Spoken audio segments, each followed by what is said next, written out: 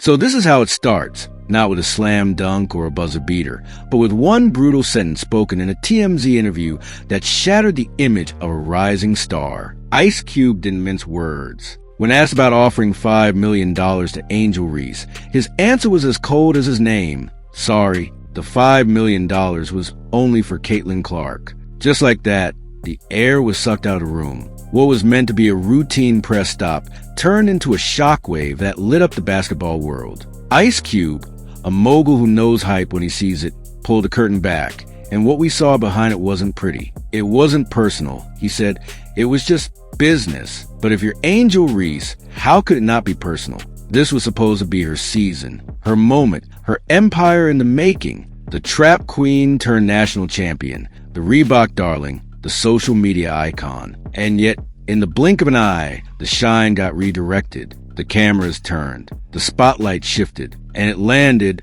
unapologetically, on someone else. Cube's words weren't just about Clark. They were a referendum on Reese's market value, her brand, and everything she had built since LSU. Imagine hearing that the very thing you were promised, star power, cultural clout, millions in endorsements, was slipping through your fingers because the industry decided you weren't worth a gamble. That's the emotional gut punch Angel took in real time. The industry had been whispering for months, but now they were screaming. If Ice Cube, the same man who's championed underdogs and rewrote the rules of basketball business, couldn't justify betting on Reese, what did that mean for everyone else behind the scenes? Sponsors started pulling out, quietly at first, like they didn't want anyone to notice. A few delays here, a postponed rollout there. But then it hit like an avalanche. Major campaigns tied to Angel Reese, already filmed and prepped for national launch, got shelved indefinitely. Some were canceled outright. The phone stopped ringing.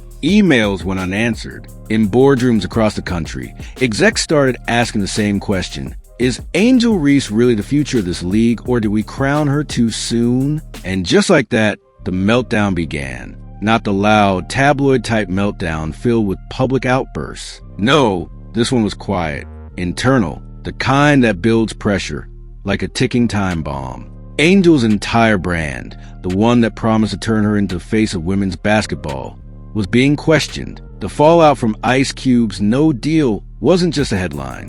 It was the match that lit a fire under every decision-maker in the industry. And the flames? They were spreading fast. While the smoke was still rising from the sponsorship fallout, Caitlin Clark showed up in Chicago and lit the city on fire. What was supposed to be Angel's territory, her trap, quickly transformed into Caitlin's coronation ground. The moment Clark touched down, Chicago wasn't just watching, they were stampeding. Crowds mobbed her like she was the second coming of Michael Jordan. Fans screamed her name. Children cried for autographs. And through it all, Angel Reese? Nowhere to be seen. Her campaign, her claim to the city, had vanished beneath Clark's footsteps. The timing couldn't have been more brutal. Clark's takeover was organic. No paid actors. No stage promo. Just raw, magnetic energy from fans who showed up in droves. The very city Reese had plastered with her Reebok campaign had turned its allegiance in a matter of hours. People were whispering it at first,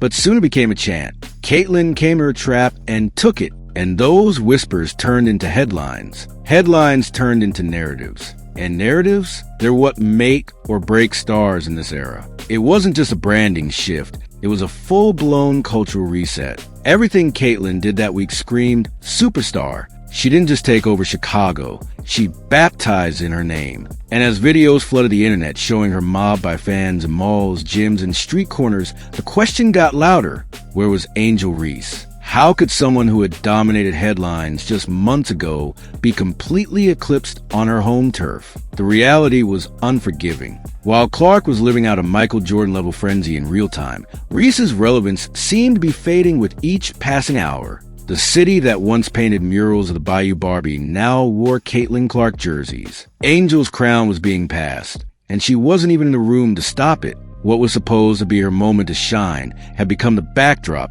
to someone else's ascendancy. The trap got taken, not just figuratively, but literally. And when that kind of moment plays out in front of the entire sports world, perception shifts permanently. Sponsors don't bet on fading stars. They bet on sure things. And right now, Caitlin Clark is the surest thing in women's basketball. But here's where the story turns even darker. Just as the Caitlin Clark craze hit its peak, Angel Reese began disappearing, on and off the court, listed as questionable for nationally televised games, sitting out key matchups, and suddenly dodging media appearances. Yes, back injuries are real, but fans aren't dumb. They started piecing things together. Was this about pain, or was it about pressure? The speculation exploded. Was Angel ducking the comparisons? Was her team afraid she'd get outdrawn on live TV by the very woman who had just stolen her city? Whether fair or not, perception became reality. Commentators wondered aloud if Reese was avoiding the spotlight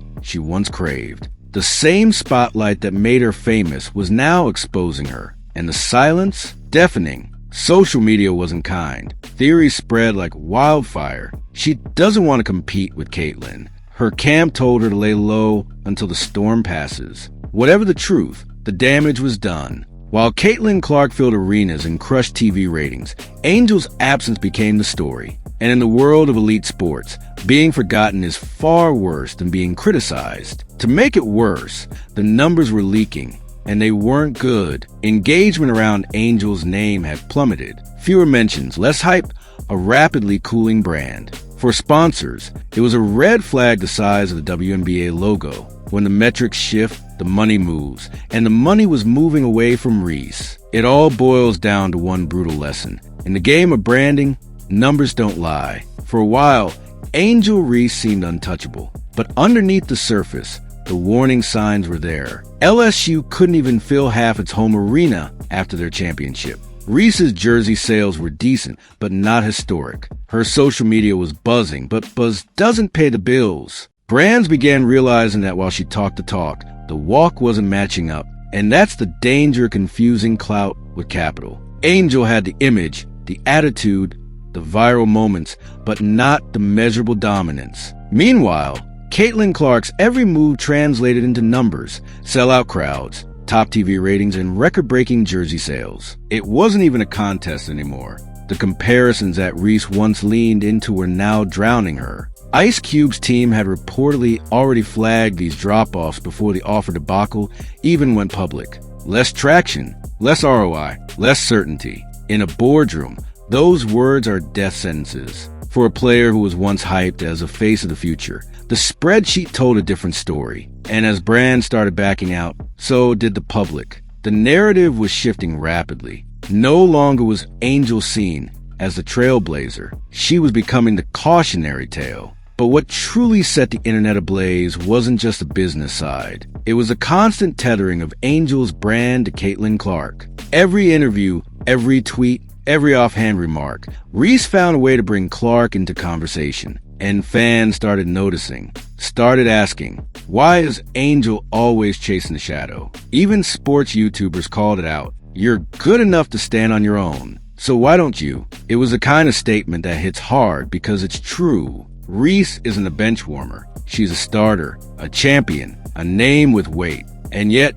by constantly inserting herself into Clark's story, she was undermining her own. The worst part? Every time she leaned into the rivalry, it didn't elevate her. It validated Clark. It made Reese look like she needed the comparison to stay relevant. And in the media world, that's a fatal flaw. The spotlight began to feel rented, not earned. Sponsors noticed. The public noticed. Even fans who once rode hard for the Bayou Barbie began turning. Because no one wants to support someone who doesn't believe in their own spotlight. And that belief, it was starting to fade. And this brings us to the identity crisis. The real core of this entire meltdown. Who is Angel Reese without Caitlin Clark? It's not a petty question. It's the one haunting every exec, every fan, and every brand rep. Because for a long time, Angel was marketed as the anti-Clark, the villain to Clark's hero, the trap queen to Clark's golden girl. But what happens when the hero wins? When the villain gets outdrawn and outplayed? Suddenly, the narrative collapses. Angel Reese was no longer the rival. She was becoming the subplot.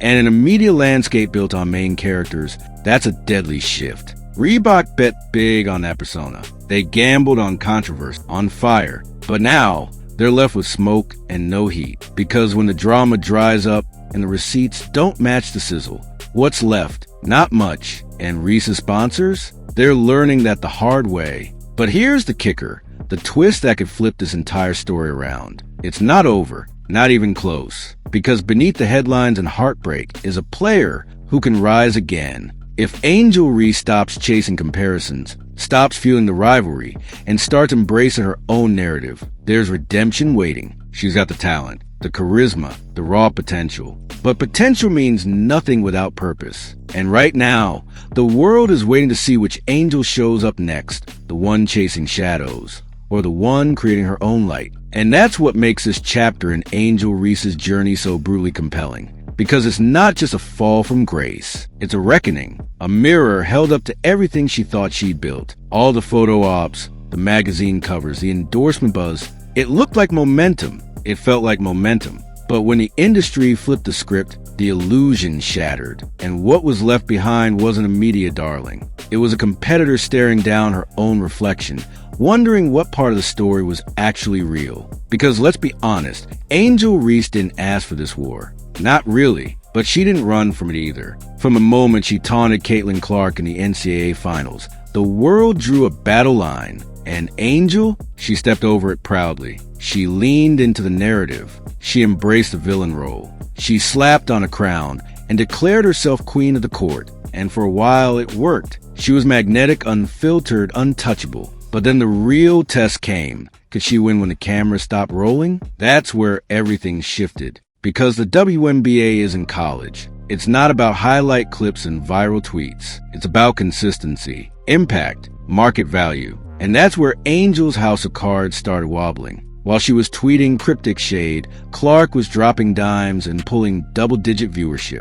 While Reese was posing for campaigns, Clark was posting record-breaking attendance. It was no longer a media game. It was a numbers game. And in that game, Clark was blowing her out of the water. It's a harsh truth nobody wants to say out loud, but here it is. Perception fuels contracts. And Clark wasn't just perceived as a star. She was proving it every single game. Meanwhile, Reese was caught in the crossfire of her own branding strategy. She had built a throne out of flash, not foundation. And when the crowd stopped clapping, the silence was deafening. Suddenly, those seven-figure partnerships didn't seem so locked in.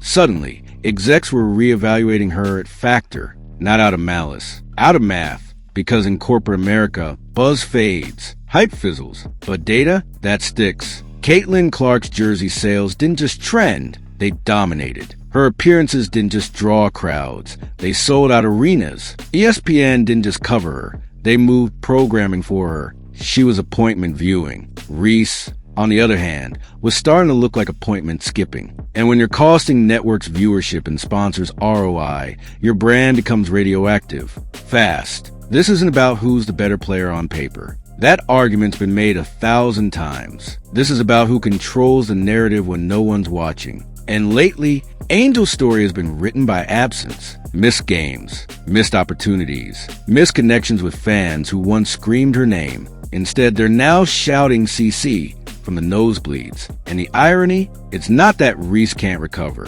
It's that she hasn't even started trying. Because what would that recovery look like? It's not a press tour. It's not another tweet. It's not a watch me work Instagram caption. It's about silence, intentional silence, letting her game speak, letting her presence rebuild trust. The fans aren't asking for perfection. They're asking for proof that she's still hungry, that she's still here, that she can be more than the shadow in Caitlin's spotlight. But that journey starts with a question only Angel can answer. Who is she without the comparison? Because right now, the branding is blurred. Is she a villain? A victim? A visionary? Even her own camp can't seem to decide. The trap queen narrative only works if she's dominating traps. The Reebok queen image only sells if the queen is reigning. But when she's sitting courtside while her rival takes over cities, the throne starts to look empty, and fans notice. The internet notices. The league definitely notices. And that's the scariest part,